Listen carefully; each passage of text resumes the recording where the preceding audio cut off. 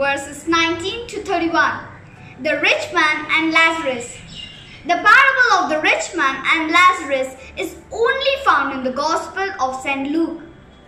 Lazarus was a poor, hungry and sick man who lived near the gate of a rich man who lived in luxury. After both of them died, Lazarus was taken up into heaven to be with Abraham, whereas the rich man was consigned into hell. When the rich man lifts up his eyes and sees Lazarus in heaven, he pleads with Abraham to send Lazarus with some water for his parched throat. But Abraham says it cannot be done because there exists a great separation between heaven and hell, and none can cross this divide. Further, Lazarus was being rewarded for the great suffering he had while on earth, whereas the rich man enjoyed every comfort and pleasure. The rich man's plea to send Lazarus to his 5 brothers was also rejected on the ground that those who do not listen to the scriptures and the prophets will not listen, even if somebody comes from the world of dead. The story illustrates certain important truths.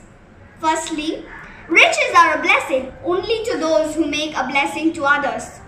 The rich man in the parable used all his wealth only for his own self-pleasure. Therefore, his riches do not bring him any special blessing. There are weak, poor and oppressed people around us, just as there were in the time of Jesus.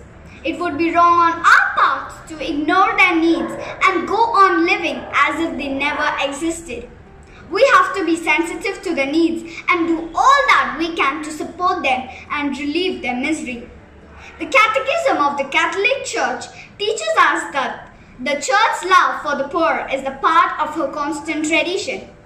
When the mother of St. Rose of Lima scolded her for caring for the poor and the sick in her own house, she replied, "When we serve the poor and the sick, we serve Jesus."